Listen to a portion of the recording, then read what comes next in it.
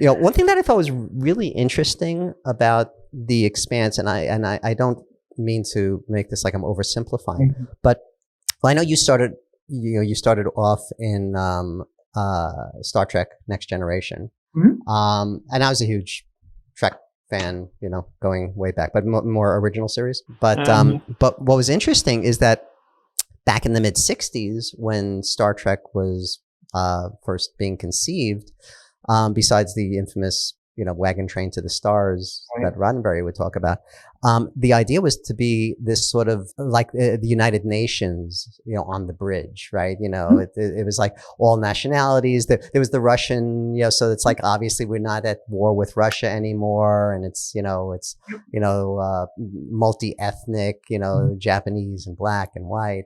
So it was he had this image of the future that we've gotten past all of our petty rivalries, and now we're all pulling together to create a better future.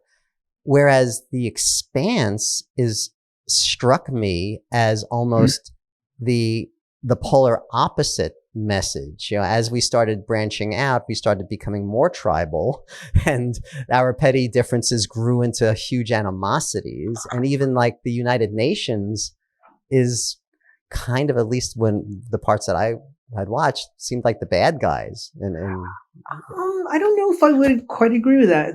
I think I know your show a little bit better than for sure that's an accurate characterization of Star Trek, because that was very much informed by the '60s, and it was Kennedy's America, and going out into the world and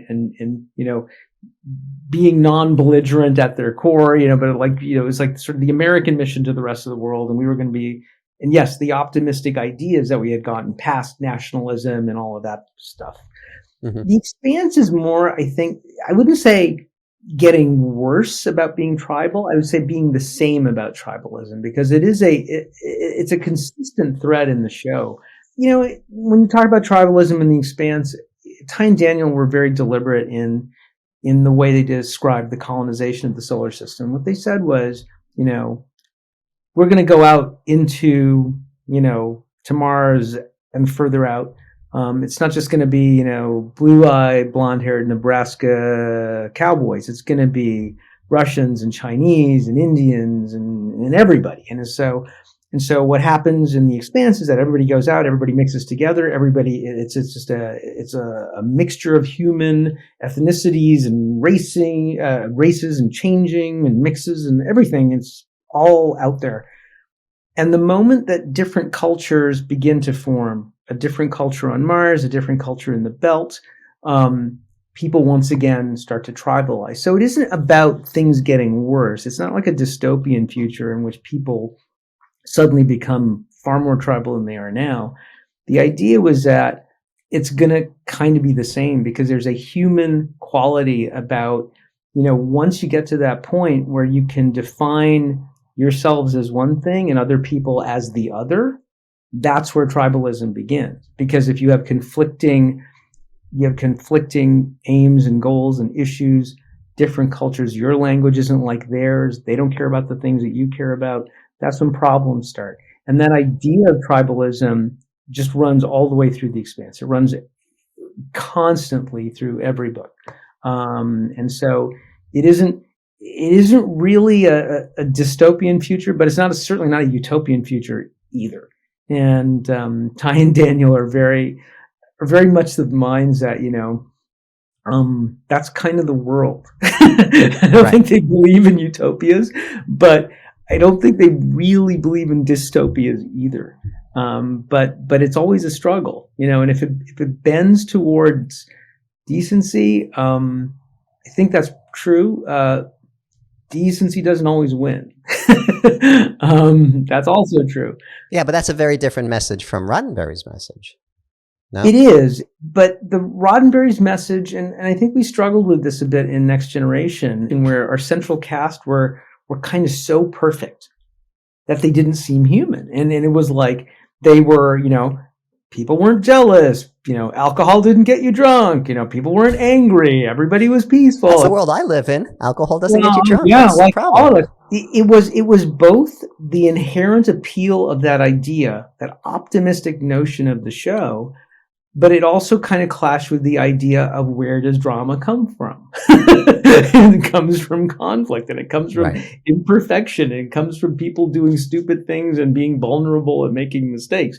It's like, and so I think to some extent, Star Trek, we would always, it forced you into a writing paradigm where you would go to the planet of the people with the problem, right? And then you would solve the problem. Yeah. And so, and to a certain extent, that was the original series as well. But the core characters of the original series were much more flawed and problematic, and so they felt a little bit more real. I mean, Picard was a wonderful, wonderful person. I mean, the most gentle, caring, thoughtful, fair captain you could ever imagine, other than the fact that you can't imagine that guy ever being promoted to captain. So, you know what I mean? It's like, it was just philosophically a different thing. And it was in reality, it was a different show, because it was dealing with societal issues by way of allegory in this science fiction setting, which is what a lot of science fiction does, and one of the great strengths of science fiction. But it sort of divorced itself from the uglier sides of human emotions and drives and motivations. We don't really shy away from that kind of stuff on The Expanse. And, it's a different era, though. It's a very different era. Yeah. And we had so many people who worked on The Expanse who grew up watching Next Generation and loving it. And, and when you go back, there are some beautiful, wonderful episodes of that show, without question. But, again, different time, different era. Yeah, right. And also, well, I mean, obviously the country changed a lot, Absolutely. From then to now.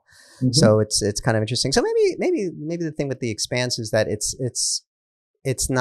neither utopian nor dystopian. It's just like, no, we're just humans, and the problems we have today, don't think that they're going to be gone in the 23rd century. Yes, exactly. It's just, we're still going to be dealing with it, right? It's just, it's sort of a, comment on the permanence of human nature, which, so I don't know. You may want to write that down in case anybody else. I think there was a review years ago, I think in the of all unlikely places, The Federalist, where they said, is The Expanse a utopia or a dystopia? And the answer is, it's neither. And they were pretty much right on the money. I know that from the other stuff that you've done, CSI and even a 2.5 Men episode, which that sounds like there's a story there somewhere. So I don't want to say like do you find yourself constrained by, do people preconceive you as, oh, you're the science fiction guy or you're the science guy? And is that something you want to get past? Because I know Kurt Vonnegut, I forget, in one of his books, had some in his preface said that science fiction, he was talking about publishing, but science fiction, he said, is a sort of the filing drawer labeled science fiction is often mistaken for a urinal. So I don't know that that's still true. I mean, it's not. No, it's definitely not true these days. I do think that the industry tends to be very ready and almost eager to characterize people. Like, I started out on Next Generation, so at that time, there was so little science fiction out in the world that if you were a writer on Star Trek, you couldn't even get an agent to read a Star Trek script. Because they're like, oh, no, that's its own thing. It's like, no, you got to write like a spec for a cop show or a lawyer show or a doctor show, because that's like real television. You're just a weird Star Trek thing over there. And that was the perception of it. And people didn't really understand that, science fiction is in a lot of ways, especially, film and television, it's more of a superset than a subset. It's like within the context of a Star Trek episode, you could do a medical emergency. You could do an action show. You could do a police show. You could do any of these shows within that context, which is essentially exactly the same as any other show, but it wasn't perceived that way. And like in my personal career, like the first 10 years I did science fiction shows, and I made a deliberate effort with my agent. I said, listen, you got to get me out of this genre, because I didn't want to be ghettoized in that sense as a creative, because like I didn't want to be known as the guy who could only do that. And so then I started doing cop shows and procedural shows for like the next 10 years. And then when I got at the end of CSI, I was literally just getting just tons of police procedurals thrown at me. It's like that guy's like, and somebody said, would you be willing to do genre? And go, yeah, I love genre. I started there, but they like to have that characterization of you. And then the next one was, oh no, he's just a broadcast guy. He hasn't done streaming. It's like they just want it. They need to have something, a box to put you in, because it's helpful for them. And so it does require you just to be attentive to it, in terms of that perception out there, because it does require constant reinvention, I think, to stay fresh. And that's probably a good thing. I think so. Though, I mean, the wisdom going back a million years ago was you wanted to like pick your sub-genre as a writer and kind of stick to it. I didn't, but that was the advice I was getting. Oh, you want to be the half-hour comedy guy. You want to be the 1 hour police procedural guy. I mean, that was, yeah. It was, and then you want to be the TV guy, not the film guy, or the film guy, not the TV. You know, it was very pigeonholed. That distinction was meaningful, though. The TV and film distinction was quite meaningful, because it was like such a different skill set. Because the feature side was just like, oh, fuck the writers, get them out of there. It's like that was the idea, right? It was, we'll just get a different set, they'll do a different pass on it. It's a director's medium. The television side was an entirely different business. And I mean, I actually, I experienced a little bit of that early on. And I was like, fuck this feature business. This is bullshit. It's like because there was just the time frames, the budgets, all of these elements conspired to create to me a much stupider development process. It's like, whereas in television, you got into a show, you got into a room, and if you were with smart people, you would actually make things. You would actually write stories and craft them and rewrite them and put them on screen and then move on to something else. And to me, I like that the pace of it was so different, and you just learned so much more. And it was like about filmmaking as a process. And now look where we are. We're at a point where the feature guys are desperately trying to get into television. Right. It's like, and I remember, maybe 10 years, maybe more than that ago, I remember listening to like feature guys at like some WGA thing. It's like, oh yeah, TV's really easy. TV's so easy. Just right. And then seeing feature guys in television look like deer in headlights when they have no idea what to do. And it's like, it has been a shocking transformation in the business. And I think that people have sort of come to appreciate it. And also, the two things are now so much more similar in terms of budget, technical elements, the level at which you can deliver things. So we're in that one of those transitional phases as these things settle out. It's just going to be entertainment, and hopefully people won't have bad attitudes about things anymore.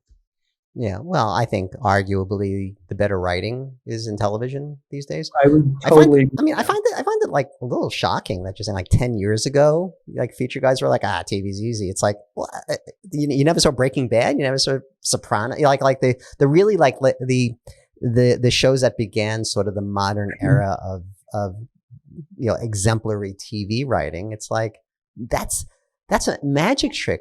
Every week it's a magic trick that you put together an episode like that, as compared to a movie where you got 3 or 4 years and and it's like, I know. Yeah. So it's just interesting to hear people say that.